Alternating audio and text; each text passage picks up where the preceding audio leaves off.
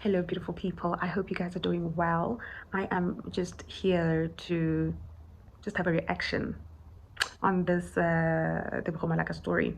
I think there's a lot going on with regards to that woman. I don't understand how she got to where she is. I am not about to judge, but I just want us to just quickly recap because I was watching the video, and as I was watching, I was thinking to myself, who is your number one? Who's your advisor? Number two, does your family, like everyone in the Malaka family trust, did they really think you saying that was going to be the best thing that worked? Or maybe you just literally was like, no, I know I'm not wrong. You convinced them to take your way or the highway because you know better. I don't understand, because I don't get how you could have potentially had so many people try and assist you and you were this blindsided. This is beyond bad. And this is happening at a time that is not favorable to her. The reason why I'm saying that is because we recently just had, on the 6th of July, we had Mkwanazi talking about how the government is a mafia state, basically. Is run by drug lords. In actual fact, there's a lot of corruption, and so much is going on. We know that, but the problem is now the wave is bigger. The wave is and the microscope is literally watching a lot of people right now, and that would have been the worst time for you to try and bribe a person. I don't think there's a way you can convince us that you went to Stellenbosch just to go and tell a journalist, why do you hate me? No, that cannot be true. The first thing I asked him was, why do you hate me so much? Hello, nice to meet you. Finally, in person, yeah. Yeah, in person, yeah. The man who hates me. No, that's a very strong word. That's a very strong word. Hey, If there was another strong one. Another thing about that particular problem is the fact that you, my sister, were also not even supposed to get out of Gauteng, apparently, because you're suspended. And part of your suspension is you're not supposed to get out. But you did. You risked it. You saw him take the money out of the purse. You did. You even spoke about it. And used the word goodwill. The word goodwill. To make it seem like it's not a bribe. The fact that we can change words does not mean that what we do is any different to the original word. And then he said, no, I have had discussions with Mr. Pasha, and we had agreed on working relationship moving forward, and I had asked for a token of appreciation. And I said, I don't know anything about that. Maybe let us call Mr. Pasha then to come back. So you were saying there's an agreement you discussed as a way forward. So I said we must bring you back so that we are all on the same page. And I told him you did break me. But then maybe because we are here together, let's not on the solidify. The token of appreciation would have been the money we spent. I don't know. At that point, I don't know. Remember, he said, we talked about the token of appreciation. And I said, I don't know anything about that. Let's call Mr. Pasha. I would argue that I was set up. And one of the elements I said, look, I think going forward, we'll be able to just bring token of goodwill, and then you can also look at the portfolio. Maybe you can have one or two people who are very experienced in that construction. So what did you bring today? 60. About 60. So through your family trust or foundation, right? In a statement you say you knew nothing about the 60,000 rand. I was never part of a token of appreciation or a bribery, or I never went there with the intention to bribe anyone. So what did you bring today? 60. About 60. 60. Okay. Yeah. Okay. So I was not sure. Yeah. Well, she asked me. I also said, because I also can't discuss this thing on the phone. Sure. A 60,000 rand cash offer. The word that is most used, even if you say it's a bribe, even if you say it's goodwill, even if you say it's a polish, even if you say whatever word you say, the fact of the matter is you're trying to exchange money for something else. You're trying to keep someone quiet. You're trying to reduce their effectiveness in whatever they are doing for you to be of benefit. What happened is Tebogo, she offered the journalist a token of goodwill, 60,000 rand, right? And this was because she wanted him to stop the investigation. And the question would come, if you want to stop the investigation into your life. Why are you so desperate? Why are you so desperate? It's definitely not because of your family, or maybe your family also thought you are getting this money, well, legitimately, but I don't think so. But even if they didn't, maybe this whole situation, this whole story is giving a Nandi Pama Gudumani kind of like feel to it, because there's a lot of things that I'm thinking about in my head, and I'm thinking, I don't want to judge her because I don't want to say I would not do it if I was in a position, because I don't know what position that is. But I think there's so many loose ends, and I think she got too deep unnecessarily just because of greed and selfishness, you know.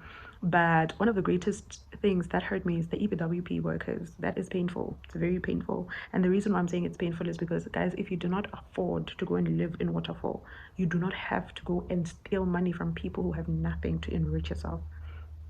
There's no need for you to do that. There really isn't. And there's no way you're going to expect us to look at you and think you're a good person after doing such a thing, because now we realize that you have no regard for people that are under you. You don't think about the families of people that you are leading. You don't care about the society, let alone the people next to you. You will stop at nothing to get what you want. What you're basically saying currently is that that journalist made a problem. He created a problem for you, not because of your conscience, no, because you still wanted to do what you wanted to do at the expense of people who had nothing.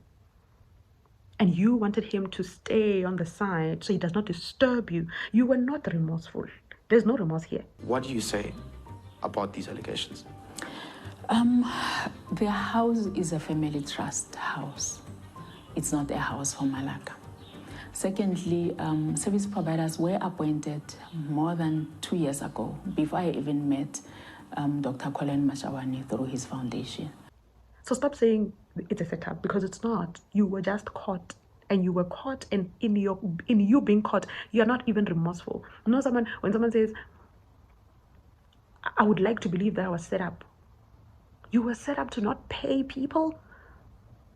You were set up to take money that was not intended for what it was intended for, and give it to people who have foundations like Abu Khaled, and then come to us and tell us you were set up. You didn't know. No. It's fine if you were set up. When it comes to the incident, let's talk about what the allegations are. What do you say about them? No, guys, no. No, I'm sorry. Anyway, you see now, no, this is wrong. It's very wrong, and it's wrong in a lot of ways. It's wrong in a lot of ways. The Malaka Family Trust apparently bought a 3.6 million plot. This is in Waterfall, and this was in 2023, 2 years ago from today. And the reason why this is a problem is because this was bought without a bank loan. So they're asking themselves, you are a CEO, you earn a salary, we do not know you to be having other things, maybe even if it's in a trust, you should not be able to do that without a loan. So where did you get the money? They probably went to SARS to check, okay, if you have businesses, it's fine, as long as they have there's no conflict of interest, right? But you should have a trail of paying tax, and maybe there isn't. So now we're asking, where did you get the money? Or you're like Mr. President, who just launders, because that's exactly what it is. It has to be fraud. If money cannot be traceable, if money does not have a trail, it is fraud. It's a crime. And yeah, I think that would be the problem. But I think there is an interesting viewer's reaction to this entire story. And we are very suspicious of this woman. But I think many of us have made up our minds. There's no way you can tell me this is a mistake. And I don't know how she's going to come back from it, really. I don't want to lie. Because for me, I would have told the truth from get-go. That's just how Gwala I am. I would have shut up. I would not have gone to ENCA to go and do an interview that is going to put me deeper into this problem. Apparently the lady now wants to kill herself. Now she is suicidal. She has suicidal thoughts. She wants to kill herself. The truth of the matter is, even if she takes her own life, the fact of the matter is other people will have to bear the consequences of what she herself has done. Guys, I think it's important for us to know and understand that whatever we do in this world, there are consequences that need to be bared. I am not saying I'm perfect. I never am. Trust me. There are things that I do that end up making me hurt other people. Sometimes it is unknowingly, but sometimes it is knowingly. I do it knowing that it's going to hurt you. But unfortunately, when you are hurt, I too must be ready to carry the burden of what that hurt does to you. There is a consequence for whatever you you sow into people's lives. When you sow good, you will reap good. When you sow bad, you will reap bad. May not be on the day, may take long, but it doesn't mean it won't happen, you know. And all I'm saying, to be honest with you, is I really wish we all go back, think about our lives, and think about the things that we do, whether willingly, unwillingly, whether knowingly, unknowingly. Let's think about the things that we do and never forget the fact that there are repercussions for them. We can never be perfect, but let's take Tebogo as an example for us to say, if she has to be an example, I don't want to be like Tebogo. Yeah, maybe let's do that, because I don't understand how someone can be so inhumane. I don't want to make this a very long thing. I didn't even talk about Colin. I was just blabbing. There's a guy who last week they spoke about him. They spoke about him with regards to him poisoning himself as a philanthropist on Instagram, having a foundation, giving people money, things like that. Apparently, this guy is the one that received a tender from IDT. This tender now then ends up making this whole situation a bit of a flums, because that's where Colin comes in. Colin is apparently now found being in communication with the people that are contracting this waterfall house for Miss Malaka, right? So now the problem then becomes the fact that when he does that, there is paper trail and there is WhatsApp messages that show that he has been speaking to contractors and has paid an amount. I think it's in Jan. Is it in Jan? I'm not even reading. I even know the story off by head, because it was in January 2025. In January 2025, he paid 100,000 rand. Mashawana. So it's not true that he's contributing anything towards the building of the house for the family trust. We got our hands on WhatsApp exchanges that undeniably prove Mashawana's role in the project. For instance, in January 2025, Mashawana coordinated the delivery of ready-mix concrete to Malaka's stand. He also appointed two Putswa Mayeba construction and projects, the main contractor listed on the construction sign. What's more, he regularly communicated with the architects, engineer and other service providers involved in building Malaka's mansion. So, there were undeniable private dealings between the IDT CEO and Mashawana. My next task then was to establish whether or not Mashawana or any of his entities were in business with the IDT. The answer, lo and behold, was an emphatic yes. When he paid 100,000 rand, that was for fixtures and things like that. And also after that, in April, if I'm not mistaken, in April, IDT paid him 23 million rand. And he was supposed to pay workers from IDT. Guys, they are supposed to be paid plus minus 1.3 to 1.9. 1.3 to 1.7, I'm sorry. And he decides to pay them 366. Others have not been paid for 5 months.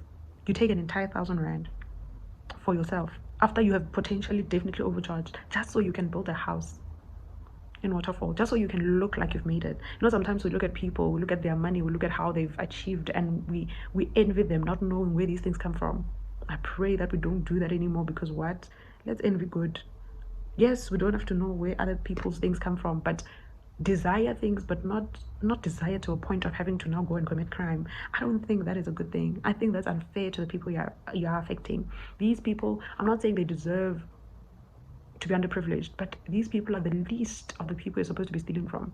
They come to work, they try, they have children. Now we're going to talk about a society that is full of crime. What do you think the children eat?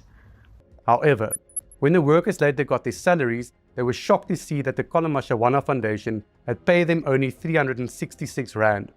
For some reason, the foundation had kept nearly 1,000 rand of each worker's salary. They came here later in August, yes. And then we submitted our papers, and then they told us that the date of certification is what is jeopardizing everything.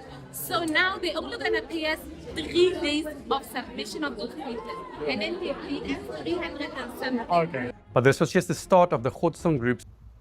What do you think the families of these people that are represented, that are working on EPWP, actually eat? How do you think they become better people? There is loss of, you have stripped away their humanness, their human dignity of being humans, because they wake up every day in the morning hoping to go and provide for their families, but they come back with nothing. And you, with that money, want to go and build a house on Waterfall. Guys, if you don't afford Waterfall, you don't afford it. That's the truth of it. Personally, I would be happy if I had to go to jail. I would even pray for it, because I don't understand how you can sit and be so selfish enough to not even take the time on ENCA and say, I am sorry for the people that did not get paid. I will sell my house to pay your money. Now you have to go and be criminalized. You have to wait for the law for them to repossess it in order for them to maybe potentially have something to recoup so they can pay the people you didn't pay because you just don't care. No, man. I think Tebogo Malaka is one of those people who grew up as goody two-shoes. In people's eyes, she has always gotten away with being perfect.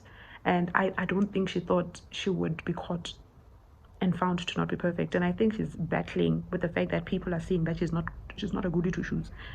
The problem is when you know you're not a goody two-shoes, but you convince yourself you are and convince people that you are. Now you create a whole lot of pressure that you shouldn't. If you're not a goody two-shoes, now I'm telling you the truth. People won't be shocked. Don't create unnecessary issues for yourself. I'm just sad, guys. I'm sorry. I'm just sad. I'm so sad. Anyway, I would love to hear what you have to say about this particular situation. I really am interested in hearing your thoughts. I was blabbing around, I know, but this is from the heart because I don't understand how someone can be so comfortable in doing what she did and continue to live her life like nothing happened. I don't think that's fair. I don't think it's even reason enough for her to say she has kids or she has family or her mother is sick. Did you think about that when hundreds of people are not getting paid? Do you understand the pain of working for a month to get 300? It's literally like you staying at home and getting paid SASSA money, making money, making children, staying at home, taking care of your kids, and getting paid SASSA money. Because there's no way you can tell me you're going to work every day. You pay for transport, you work, you hope something's going to come out of it, and it doesn't. And you want us to feel pity for you? No. No. On ENCA, of course, that's the suspended IDT CEO, just basically taking us through her journey and, of course, unpacking for us some of the allegations that have been linked to her name and how she will be dealing with this troublesome issues that are currently confronting her, given the fact that there's an investigation right now. The Minister of Public Works, Dean McPherson, has opened a case against her, but she's also saying that she's steadfast in continuing in the journey of trying to clear her name throughout this entire process. Daily Maverick will keep delving into this matter. Keep an eye on our channels for future reports on Tebogo Malaka's waterfall property and the Colin Mashawana Foundation's EPWP work for the IDT. This investigation was partly funded by the Henry Nkumalu Foundation. If you want to support our journalism, anyway, thank you so much for watching this video if you did. Thank you so much for coming this far if you did. I really, truly appreciate it. I hope I get to do this more often. I love talking about current affairs. It's definitely going to be very emotional because many of the things are emotional. I usually don't want to just talk about factual things. I also want to create some form of emotion. I may sound biased because I'm a human being, but if something is emotional, I will show my emotion. If you need factual information, you can get it from the newspaper and from News 24, and there are no emotions there. But here, I'm just reacting to what's currently happening in the country, and I'll continue to do so. I hope you guys enjoyed the video, and I hope you guys continue to talk about this and try and figure out a way for us to not be like Tebogo Malaka, just to strive to not be like her, or to make decisions that end up making us cost people who are not supposed to pay just because